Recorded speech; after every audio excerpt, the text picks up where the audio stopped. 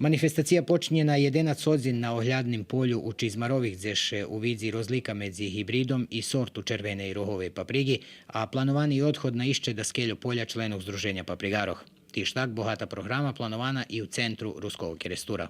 Na sobotu u centru Ruskog kerestura bude i jedna kulturno-umetnicka programa, która počina na 5:30.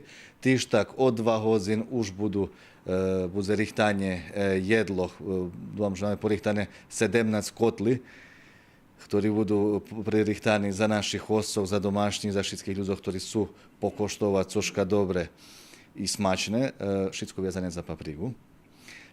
Tiž tak bude maskembal za djeci, bude še vyberac najkrašši kostim, co má, da poviem, daki kontekst, odnosno nejakú vjazu z paprigu.